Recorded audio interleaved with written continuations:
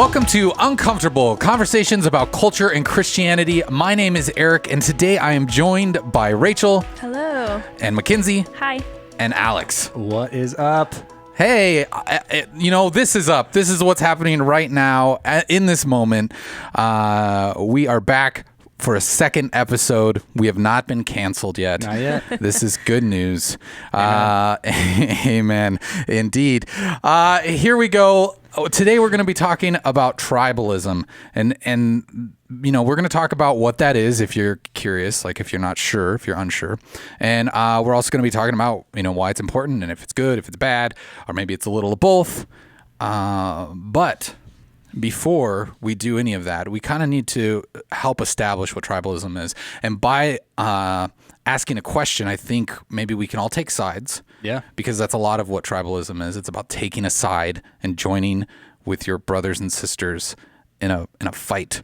So here it is. Applebee's or Chili's? Which one? Choose a middle class restaurant that makes you feel the fanciest. I want my baby back ribs. Okay. So. All right. Oh, we got that's what one. I'm We got gonna one go for with. Chili's. Applebee's late night apps. Okay. Can't pass that up. Mackenzie's with the Applebee's. Alex. And a tiebreaker. This is good. My wife worked at Chili's when she was a young lady, so I should probably go with Chili's. Okay. I feel like this is cute because I'm going to go with Chili's. I like that they. I like that they have the chips and salsa there. Unlimited chips and salsa. I mean, you do have to pay like $2 or something to get it, but it's still, bottomless. But it is bottomless. So now is the part where, the three of us, Alex and Rachel and I, are going to gang up against Mackenzie. Yep. And go ahead and tell her why Applebee's. is just hot trash. It's a dumpster fire. So go ahead, guys. Just let's make her feel real bad about her choice. No takers. Yeah, I think Applebee's is an okay choice. Oh, okay. All right. I'm not. I've been to Applebee's with Alex. I have been to Applebee's with a group. With Oh. That was Mackenzie fun. as well. Yeah, I've been with you before. Yes, we have been there together too. Yeah. So now you're is. changing. I don't know We've anymore. never been to Chili's, any of us together. Yeah. So that's my defense. All right. Okay. I tried to start a war here. You did. And I feel like we're just all too agreeable and nobody wanted to I fight. defeated you. Okay. Actually. Yeah, I think you changed everyone's opinion. This is how it works. Applebee's. Never Yeah. all Applebee's. It's what I'm good at. Buying a franchise when I retire. All right. Okay. So why don't we go around the table and let's try to form another war. Let's set party lines. Who wants to start? I'm gonna just throw it I'll up go. there. I'll go. I'm gonna go very hipster here. Okay. Because we're going, towards a younger crowd, and so these are Oh, are two things that are hot out there right now. Okay, it's the battle of the gram. Which gram? Instagram or Enneagram? Okay, Oh my god. which one is more life giving to you? Life-giving. Instagram Life or giving. Enneagram, or which one? Which one have you spent more time on? Okay, that is maybe an unfair question. No, that's my question. Okay. Instagram or Enneagram? Let's settle the gram debate right now. Oh my. I do like the Enneagram. Enneagram, however you say that. This is fun. I was looking at Enneagram stuff today trying to figure out what number I am. I get more frustrated about the Enneagram than Instagram because I can't figure out what number I am. So are you saying your Instagram? Yeah, I mean, I had to set your a team Instagram Well, and your team Enneagram. Yeah. Yes. I've had to set a timer on my phone for my Instagram, like cut me off. So I'm probably team Instagram. Wow. Can I be team graham cracker? Nope. That's not an option. Grandma?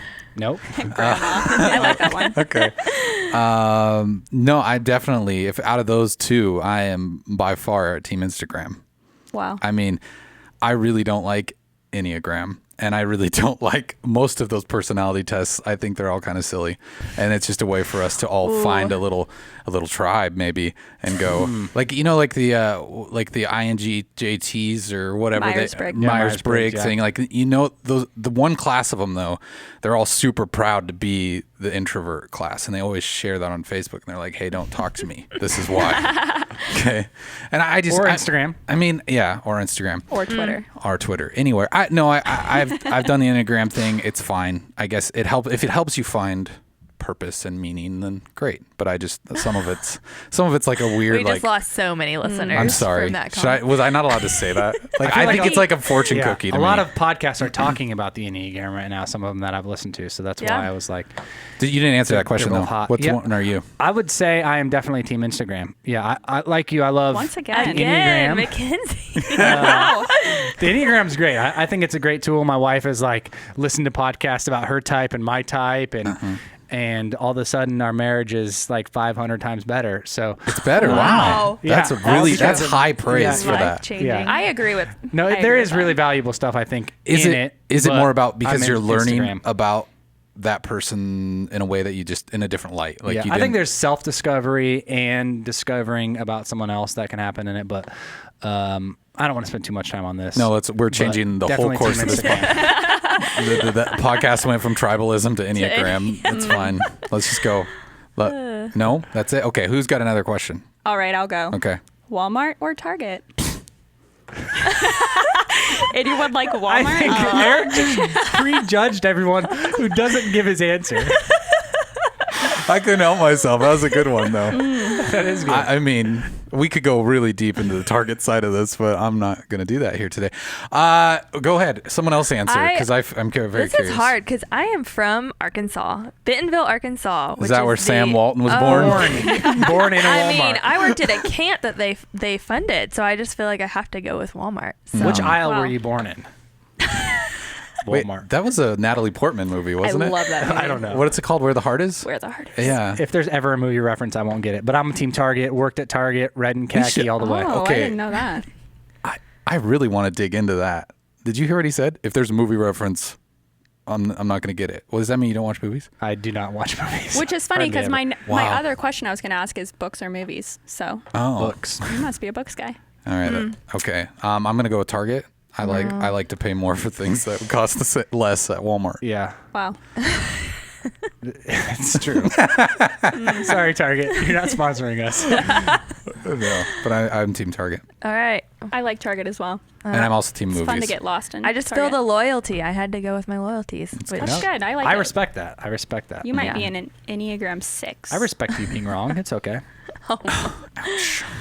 I mean, All right. Walmart's good for people, right? I mean, they can go there and get a. They I get probably go to Walmart more. yeah. Because it's definitely more cost effective. Yeah. You save like 4 cents on everything. Yes. a lot more than that. No, I know. I'm sometimes. kidding. But definitely worked at Target, so I had to Okay. go. All right. It's my turn. Rachel, it's your turn. All right, this is intense. This is an intense one. We might get in some fights about this. Let's fight. Uh-oh.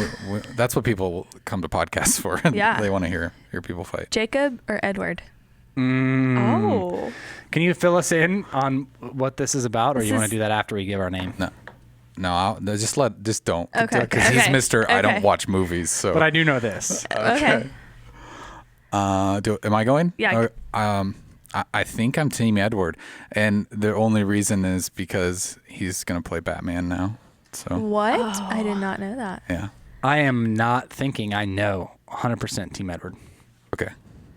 Okay. Edward. I love him. Oh my goodness, Edward. Yes. Yeah. The consensus. We're all, yeah, Or- we or- ended. We just everyone that's on Team Jacob hates us now. They're What's never the listening actor's again. name? I can't think of his name. Robert Pattinson. Yeah, right? yeah. He's Love him. He's great. they've confirmed he's gonna be Bruce Wayne Wow, in the new that's Batman awesome. movie. So hey. So cool. All right. Do we all feel like I feel like we didn't? Who was Walmart? Was there only one Walmart? You were I the only was Walmart, Walmart. right, Rachel? Yeah. Okay. All right. So we kind of ganged fine. up on her. That Yeah, a little bit. felt good. That was nice. And we twice on Mackenzie. I mean, yeah. Yeah. I really like 3v1. when I can just rally behind something that's pointless and Yeah. really doesn't benefit anyone and just get mad at people about it. So good. So let's move on to other examples of tribalism that maybe we've seen in recent headlines. I don't know where everybody gets their news. Mostly for me, it's from Twitter. I like to see everybody's hot take. Yeah. But are there some good examples recently of where people have kind of flexed their tribalism? Yeah. Flex the tribe. I think this last week that we've seen a couple of examples. One would probably be right before the 4th of July, Nike puts out a shoe, or they were going to put out a shoe that had a Betsy Ross flag on the back. Colin Kaepernick, who is a spokesperson for Nike and done a lot of things, I think, to raise awareness for a cause in America and equal rights and things like that, called Nike and wasn't a fan. And so I saw people freaking out on both sides of that issue, definitely, on social media over the week. Women won the soccer Gold Cup, USA. Awesome. USA. But a lot of that wasn't about them winning the cup. At least what I saw was about equal pay and how much should women make and all that kind of stuff. And then people have to pick a side on that instead of celebrating we won the World Cup. It became like, who cares? I want to celebrate if they should or shouldn't get paid equally. So I think those are a couple things that I've read in the world over the last week. And 2 weeks from now, if you're listening to this, you're like, what are those? We are moved on to our next tribalistic decisions. And so, yeah, it's old news already, right? Yeah. Another thing that's really big right now is the casting of it's Halle Bailey as the Little Mermaid. People are upset that it's not the traditional white Ariel. And so that is causing some conflict on social media, which is unfortunate. I draw my line in the sand at a red-haired Ariel. Red, like bright red hair, because I'm a huge Husker fan, and so I've always thought she was the Husker princess. Oh, okay. That makes sense. That's a great position to take on that argument. Thank you. As long as she has red hair, Alex is fine. That's all that matters. Go Big Red. It is, and in some of these things, they're worth debating in some way or another in a civil debate. But then people tend to find, when we're talking about tribalism, it's about, joining with a group, and yet people tend to find individualism through their tribalism in a way, because it's like, I'm, Team Edward, or I'm team pay the women's soccer players more, whatever. And then they want to rally behind that and they want to get mad. And then it puts fuel on the fire. We could sit here and all share our opinions on these topics. Yeah. And maybe that would be fun. And I'm curious a little bit too, just to know, but I'm not going to do that, because I think we could probably, it would be worse than the Target and Walmart feud that we just had. That was pretty messy. Still recovering. But what about this is, what can we take from tribalism and go, okay, these are the areas we need to be cautious with. Like, we need to say what it is, call it what it is, and also just, help each other understand when we're participating in a negative way. Yeah. Well, I think before totally jumping there, I think everything so far has sounded like tribalism equals negative. Like, tribalism. Oh, that's not where we're going with this? Is all bad. And so I don't think, if you're hearing us and like having debate and bringing up the idea of tribalism, I don't think it's all bad. I think all of us probably, and we could share like an experience where really, tribalism at its core is us gathering around like-minded people. Our families are like one of those first tribes that we're just born into. We don't actually get a pick.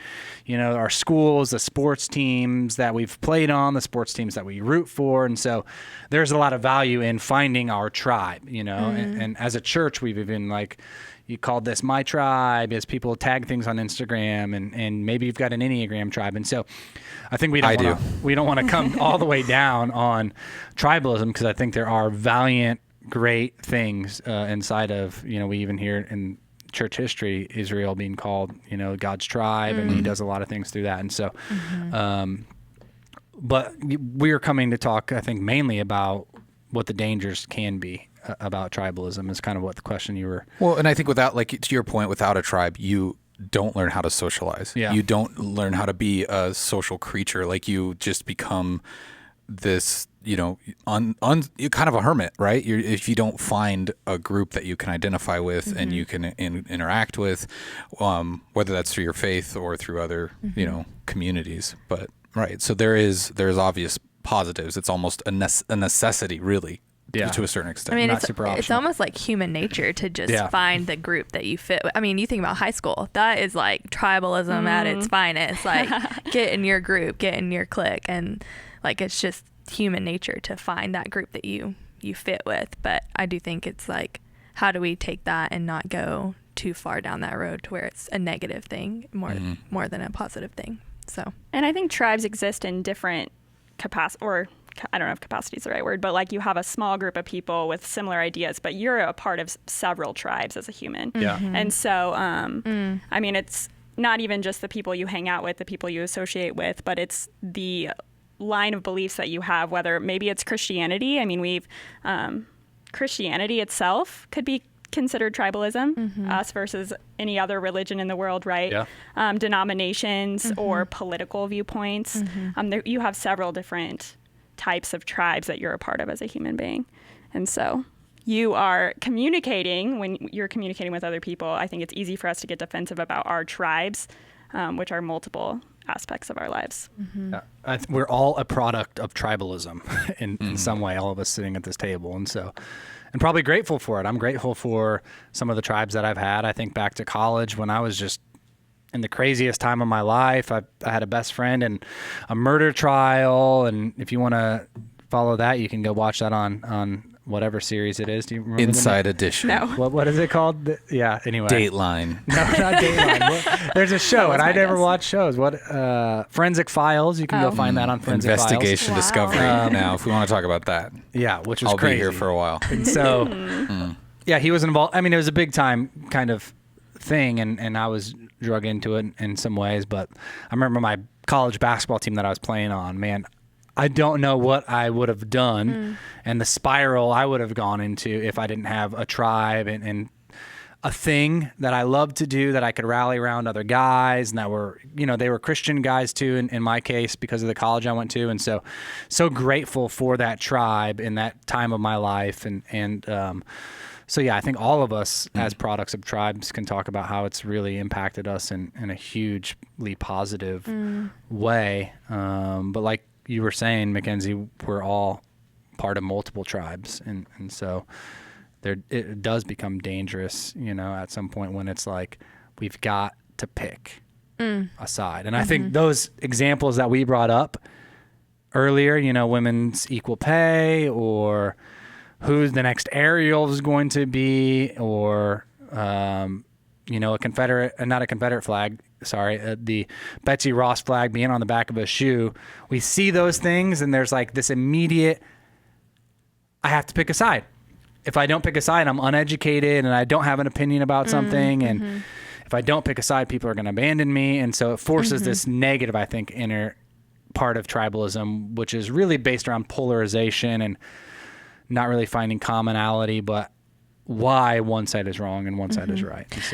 Or not even just saying I have to pick a side, but you're already on a side, and everything that they do or decide is what you have to do now. So it's like, oh, okay, they're doing this now, so I don't even think through that. I just do what they do.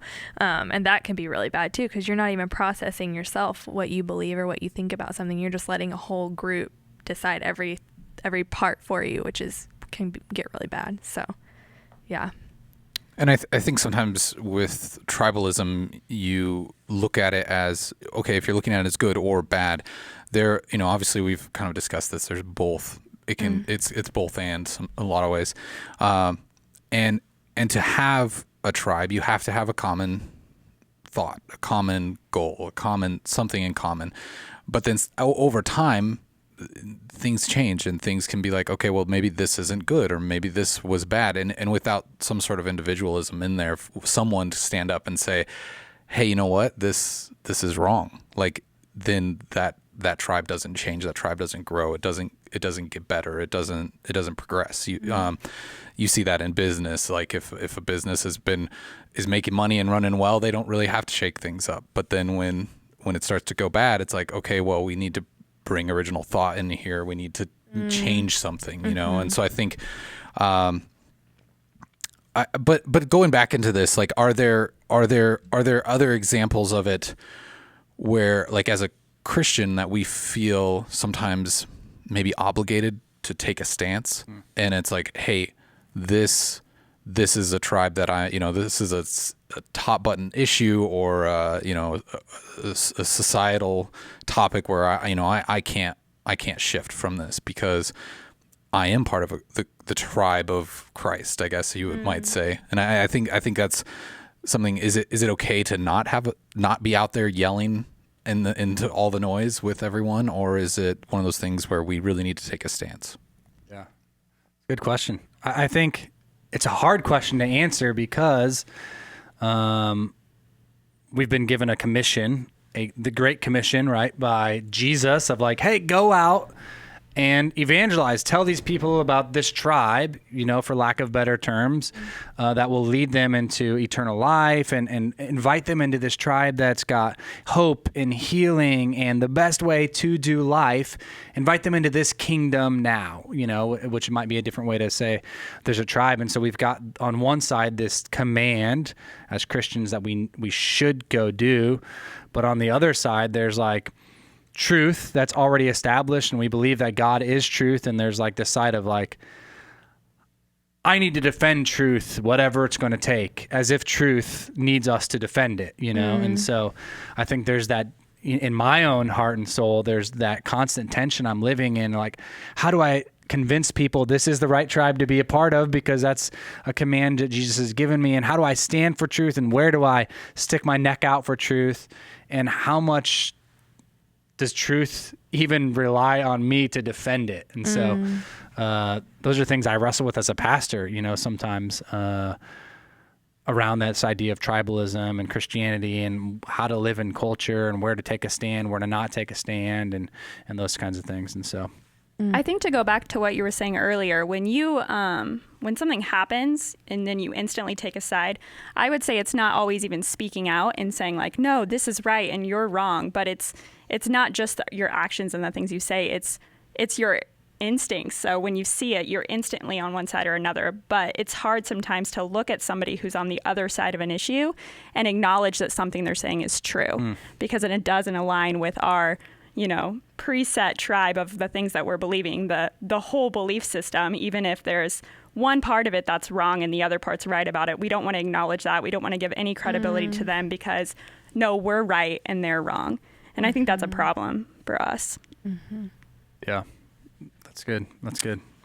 And we kind of hit on some of this last week, even where we were, talking about how do we deal with these conflicts and things like that. But I think as this stuff comes to the surface, it's good to acknowledge, like, am I just participating in tribalism for these reasons? Like I think Alex mentioned, like just to take a side, or because I don't want people to think poorly of me. But I think sometimes it feels like there's an injustice out there. Like when you see someone being persecuted, or a group of people being persecuted, and then you start to see even your fellow Christians maybe rallying against this, and you're like, well, what am I missing here? Is there a place to stand against that form of tribalism? Is there a way to do that? Is there because it's never the safe bet to take. Like it's never the safe thing to get out there and speak against the current of everyone that is technically on your team, right? But I think sometimes like we have to show compassion, we have to show love, and sometimes even as Christians we'll get so caught up in that mob mentality that we lose sight of maybe what that is or what that means or what it looks like. Yeah, I think that's good. I think one of the hard things about living in Christianity and this digital landscape of a shift is like we feel the freedom and obligation to have to take a side and have to give a thumbs up or a like or a retweet or a repost or all those kind of things that we value without even maybe knowing, maybe we agree with one part of a person's quote and then they have like this crazy theology and we're all of a sudden like, oh crap, I just sided with this crazy theological person. But to put on like the preacher hat really quick, which I'll probably do sometimes, is because I'm studying for a sermon on Sunday, is James, Jesus's bro. He asks this question about conflict really, and about quarrels and fights among us. And so in James 1, he says a rhetorical question: what causes quarrels and fights among you? And then he goes on to answer it because that's what he does. He says, is it not this, that your passions are at war within you? And so I think what James is trying to hint to us at, and really not even hint, he just goes straight for it, is saying what causes conflict between us actually always starts by conflict within us. That there's this war that's constantly waging for our hearts and our opinions and our minds. And conflict, outer conflict, is always caused by this inner wrestling, this inner conflict. And a lot of times we don't go through the discipline enough to fight that war between us. We just follow our feelings, or we follow, oh crap, I've associated with this tribe, I better be all in. And we can't like back up because we've already associated, we already got the tattoo, we can't just remove it, you know?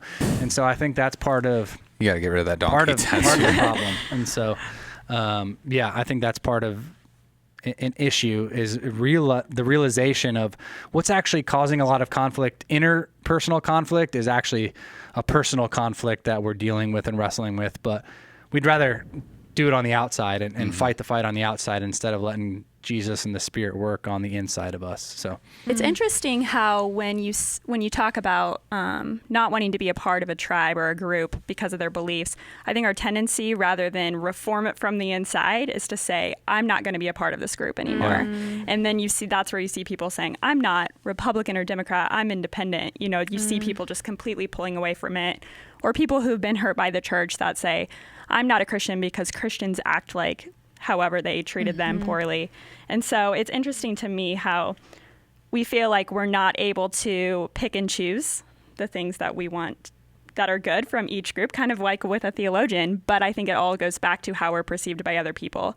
The groups and the tribes that you're a part of and that you subscribe to, other people look at that and they say, oh, this is the type of person you are. So we're kind of identified by other people, by the tribes we're a part of. And so we are really protective over which tribes we're a part of because we don't want to be perceived as any number of things that are negative. I mean, I think that even goes into Rachel's answer earlier with Walmart, right? There's like, in mind for Target, right? There's a duty because you're from Arkansas that you're like, I love Target. But I have to pick Walmart because I'm from Arkansas. And like, I'm like, Walmart's cool and I actually go there more, but I worked at Target and so I can't have that answer be the other thing. Even something silly like that. There's this inner battle that we have to fight, you know, that happens. I would say part of that is, what do people think about you? Oh, Rachel, she's not loyal. Or, oh, Alex, he acts like he doesn't. He acted like he didn't even work here. Yeah. Everyone at Target would know. And I think too, like that goes even back to the Enneagram thing. Like I personally hate being put in a box. Like, and that's part of the reason I don't like personality tests. I don't want something else telling me where I fit in. And like, that's a pride issue. And I get that, but it's one of those things. And I think maybe I could probably learn something from that test or whatever if I really applied it. But I right away, I'm just like, oh, don't put me in a box. Like, don't box me in. And I think that with tribalism, I think that's why you see kind of this false, individualism rising up so much, is because people don't want to be identified by something that they don't have control over. And I think we see that in Christianity a lot in our culture, because everybody can think of an example of someone who claims to be a Christian doing terrible things, you know, and I think that the rest of the Christians or the church, they don't want to be put in that box with those people. And so when someone has hurt someone, like if you're, you know, like you're pro Walmart or you're pro Target, maybe a Walmart manager was really mean to an employee and didn't give him that raise or something, you know, and now they go and they spread that to everyone else. And it's always like, oh yeah, Walmart's terrible, like whatever. And even it becomes like secondhand, third-hand, fourth-hand experiences that someone is carrying this baggage with them because of this example that one person has set. So I wonder, is that also something that, like, I feel like Christ was really good at being an example in everything he did and the way he lived and the way he loved. And sometimes I think Christians tend to want to just fall back on that tribalism to be like, oh, okay, well, yeah, I'm a Christian, so don't worry about it. Like, this is all good or whatever. And kind of just take the easy road that way, where they don't feel like they have to stand out and speak out against things that are maybe not good. Yeah. I always think about, do you ever notice in a phone book where there's the little Jesus fish by a business? Does that ever persuade you to use that? Phone books? They're these things. They're like, you can use them to prop open doors. Oh, yeah. Or if you can't reach like a shelf or something, you can Step on stack it, some of them and stand them. But I always remember when I was a kid, I'd see like Jesus fish by it, and I'd be like, oh, okay, well, I'm going to go ahead and use, I bet people want to use that mechanic. Which historically, that's what they like. That's where it came from, was a way to identify you as Christian without saying it out loud, and like people would literally like put it like in a greeting in the dirt. They'd make that kind of Jesus fish, and it would be like, hey, I'm secretly part of your tribe, and then we kind of turned it into. It became like a marketing thing in a way. Like, It almost seems like what tribe people pick is based on what they want people to think of them, not necessarily what they believe or what they want, but what they want people to think of them. So like I think about celebrities that I follow on Instagram or whatever, and they're picking these sides, they're picking these tribes. To me it almost seems like they're picking this because they feel like it's gonna make them look better or make them get more followers, because they know, well, this is the big thing right now, so I'm gonna join this tribe and be all for this tribe. But it's like, do you actually believe that? Have you actually taken the time to think through that and figure out what you believe about that? Or is it just jumping on that because oh yeah, this will get me more followers, or this is what they want, this is what people want from me? And then the moment they do something wrong, everyone turns on, right? And then they're old news. I think Christians will do that too, or they'll cannibalize their own. You look at someone like a Mark Driscoll or any other high, almost celebrity type pastor. They make one wrong move, and all the Christians are there to just chew them up and spit them out without like any grace at all. Like we're just as guilty as any other tribe for doing that sometimes. Yeah, that's good. That's good. I think one of the dangers of our tribes, and one of the things that we can't escape, is how our tribes shape us, and how the things that shape us actually in turn shape the Jesus that we want Jesus to be. And so our tribes feed into the Jesus that we worship instead of the Jesus that we worship shaping us. We kind of get it backwards. And so God talks about it, and I usually like to use clay. I've got some Play-Doh today, and so like a lot of us are creating these Play-Doh Jesuses where we're like, hey, Jesus, I want you to, fit this mold based on the tribe that I'm in. And that's the Jesus that I'm presenting to the world, is the one based on my mold and how I want to fit. But God's like, hey, I'm the potter, you're the clay. So my job is to shape you into me. But most of our lives are actually spent shaping Jesus into the image that we want Jesus to be, which really is in turn making Jesus an idol, creating idol Jesus, which isn't real Jesus at all. Jesus didn't want anything to do with idolatry and those types of things. And so I think that's where we do have to be careful of and where I talked about fighting for truth and all those things, is we have this tendency to, because of our tribes and because of how we want to see justice happen and how we want to see things happen in the world, shape Jesus based on our allegiances instead of the other way around, which is hard to do in such a reactive society. Like you were saying, Rachel, most celebrities or whoever posts on something, it's like, how quickly can I give an opinion on this? How quickly can I write an article? How quickly can I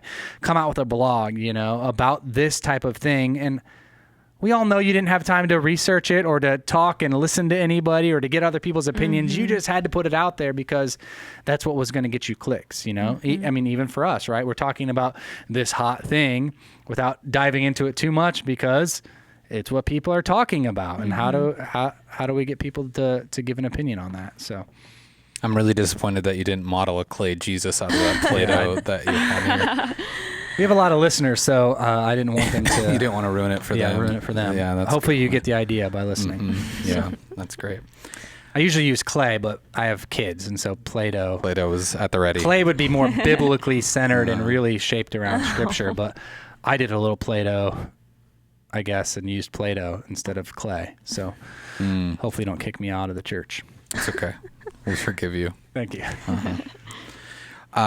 So I think that kind of, it's such a complicated conversation to have, and I think there's so many ways of navigating it. And I know we're kind of tiptoeing around some of the issues because it's without giving just specific examples, it can, we can start to form party lines right here and maybe upset people or whatever. And we don't want to do that. But I think that also it's good to talk about these things and to let people know that, like, hey, you don't need to be angry about everything all the time, but like, just, show a loving perspective on things, like understand kind of like what I loved what you said last week. It was relate then debate or something like that, and I think that's such a good thing to keep in your head. Like, don't just jump on something, or like do your research, like Google it or go to Snopes or go somewhere, like make sure you know this topic before you get out there and just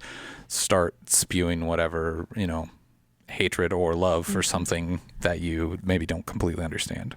Yeah. Like also remembering, like, your tribe, even though it has a huge impact on who you are, it is not your identity. Yeah, that's good. Your identity is in Christ. And so when you can remember that, like, you won't be as easily offended by someone having a different opinion than you, because you'll realize, that's an opinion, but that's not my identity. Yeah. You're not threatened by it. No, then. it's not threatening, because it's not really threatening your identity. It's just threatening an opinion that you have.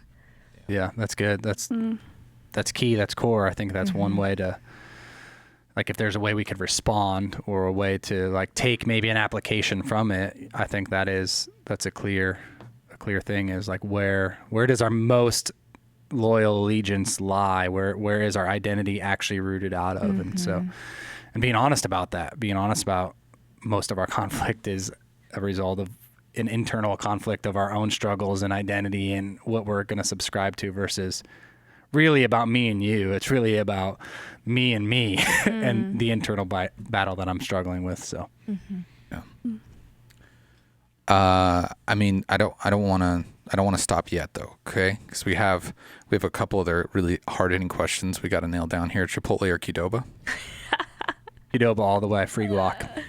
Qdoba queso.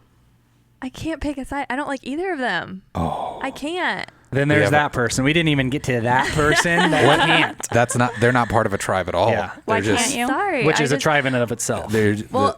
Honestly, I'm allergic to avocados. So there's already that, like, negative kind Tragic. of. Yeah, it's really sad. But also just, it's such a big one. Like, everybody's always, like, fighting about it that I don't even want to pick a side, because I'm just like, I don't even really care that much. So I'm like, in a way, like almost opposite of that. Like, I like them both. And so I really have a hard time.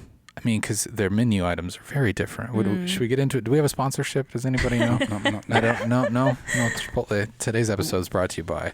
Well, maybe we put it out there, and whichever one does sponsor us, we'll become more loyal to it. Yeah, right. Then we'll force that.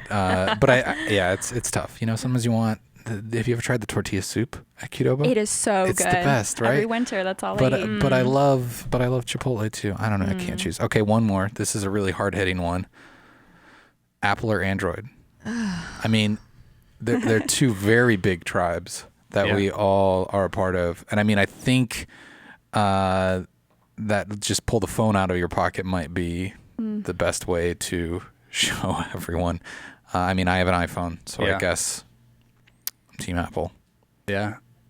I think it's a bigger conversation. That's the hard part. Is like, it's Apple or Android, but I use so many Google platforms on my Apple device. Thank you. That's true. Thank you. So it's really getting more and more convoluted, and so I want the best of both worlds, which is So this is what happened. My husband was an Android person. I was an He's Apple. An Android? He is an Android person. Weird. Yes.